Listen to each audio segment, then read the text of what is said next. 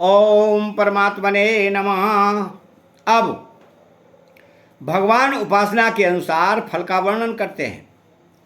तो अंतवंतु फलम तेषाम तद्भव त्यल्प मेधसाम देवान देव यजो यान्ति मद्भक्ता यान्ति मामपि। अर्थात अंतवंतु फलम तेषाम तद्भवत्यल्प मेधसाम, देवताओं की उपासना करने वाले अल्प बुद्धि युक्त मनुष्यों को अंत वाला अर्थात सीमित और नाशवान फल मिलता है। यह शंका होती है कि भगवान के द्वारा विधान किया हुआ फल तो नित्य ही होना चाहिए, पर उनको अनित्य फल क्यों मिलता है? तो इसका समाधान यह है कि एक तो उनमें नाशवान पदार्थों की कामना है, दूसरी बात वे देवताओं को भगवान से अलग मानते हैं, इसलिए उनको नाशवान फल मिलता है। परंतु उनको दो उपायों से अविनाशी फल मिल सकता है। एक तो वे कामना न रखकर निष्काम भाव से देवताओं की उपासना करें तो उनको अविनाशी फल मिल जाएगा। दूसरा, वे देवताओं को भगवान से भिन्न न समझकर अर्थात भगवत स्वरूप ही समझकर उनकी उपासना करें तो यदि कामना रह भी जाएगी तो भी समय पाकर उनको अविनाशी फल मिल सकता है, अर्थात भगवत प्राप्ति हो सकती है। यहाँ तत् कहने का तात्पर्य है कि फल तो मेरा विधान किया हुआ ही मिलता है, पर कामना होने से वो नाशवान हो जाता है। यहाँ अल्पमेधसाम कहने का तात्पर्य है कि उनको नियम तो अधिक धारण करने पड़ते हैं तथा विधियां भी अधिक करनी पड़ती हैं, पर फल मिलता है सीमित और अंत वाला। परंतु मेरी आराधना करने में इतने नियमों की जरूरत नहीं है तथा उतनी विधियों की भी आवश्यकता नहीं है, पर फल मिलता है असीम और अनंत। इस तरह देवताओं की उपासना में नियम हो अधिक, फल हो थोड़ा और हो जाए जन्म मरण का रूप बंधन, और मेरी आराधना में नियम हो कम, फल हो अधिक और हो जाए कल्याण। ऐसा होने पर भी वो उन देवताओं की उपासना में लगते हैं और मेरी उपासना में नहीं लगते, इसलिए उनकी बुद्धि अल्प है, तुच्छ है। तो देवान देव यजो यान्ति मद्भक्ता यान्ति मामपि, देवताओं का पूजन करने वाले देवताओं को प्राप्त होते हैं और मेरा पूजन करने वाले मेरे को ही प्राप्त होते हैं। यहाँ अपि पद से यह सिद्ध होता है कि मेरी उपासना करने वालों की कामना पूर्ति भी हो सकती है और मेरी प्राप्ति भी हो सकती है, अर्थात मेरे भक्त सकाम हो या निष्काम वे सब के सब मेरे को ही प्राप्त होते हैं।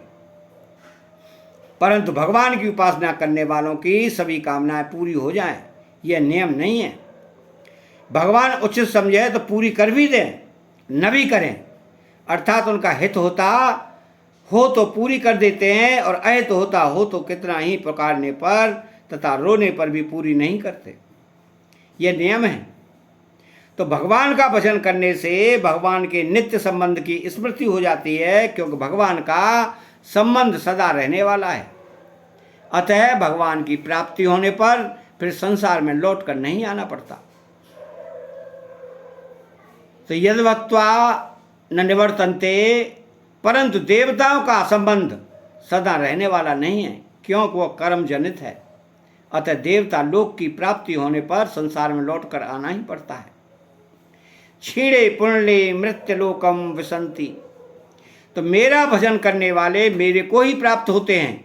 इसी भाव को लेकर भगवान ने अर्थार्थी, आर्त, जिज्ञासु और ज्ञानी इन चारों प्रकार के भक्तों को सुकृति और उदार कहा है। यहाँ मद्भक्ता यान्ति मामपि का तात्पर्य है कि जीव कैसे ही आचरणों वाला क्यों न हो, अर्थात वह दुराचारी से दुराचारी क्यों न हो, आखिर है तो मेरा ही अंश। उसने केवल आसक्ति और आग्रह पूर्वक संसार के साथ संबंध जोड़ लिया है। अगर संसार की आसक्ति और आग्रह न हो तो उसे मेरी प्राप्ति हो जाएगी। सब कुछ भगवत स्वरूप ही है और भगवान का विधान भी भगवत स्वरूप है। ऐसा होते हुए भी भगवान से भिन्न संसार की सत्ता मानना और अपनी कामना रखना, ये दोनों ही पतन के कारण है। इनमें से यदि कामना का सर्वदा नाश हो जाए तो संसार भगवत स्वरूप दिखने लग जाएगा, और यदि संसार भगवत स्वरूप दिखने लग जाए तो कामना सिद्ध हो जाएगी, फिर मात्र क्रियाओं के द्वारा भगवान की सेवा होने लग जाएगी। अगर संसार का भगवत स्वरूप दिखना और कामना का नाश होना दोनों एक साथ हो जाएं तो फिर कहना ही क्या है। तो इसके गूढ़ भाव में देवताओं की उपासना करने वाले तो अधिक से अधिक देवताओं के पुनरावर्ती लोकों में ही जा सकते हैं, पर भगवान की उपासना करने वाले भगवान को ही प्राप्त होते हैं। हाँ, अगर साधक की देवताओं में भगवत बुद्धि हो अथवा अपने में निष्काम भाव हो तो उसका उद्धार हो जाता है, अर्थात वह भी भगवान को प्राप्त हो जाएगा। परंतु देवताओं में भगवत बुद्धि न हो और अपने में निष्काम भाव भी न हो तो उद्धार नहीं होगा।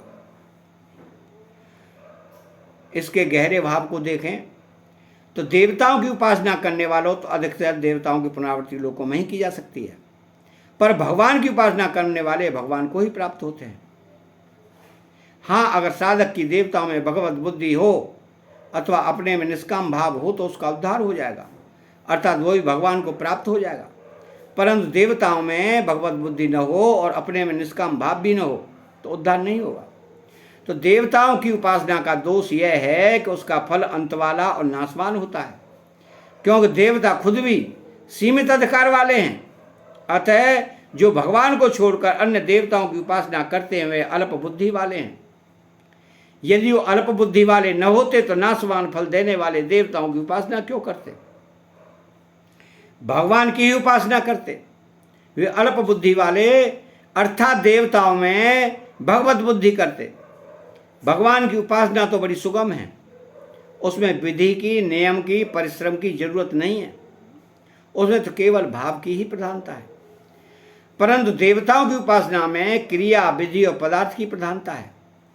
तो मनुष्य को संसार की कितनी ही विधाओं का, कला कौशल आदि का ज्ञान हो जाए तो भी वह अल्प मेधा यानी तुच्छ बुद्धि वाला ही है।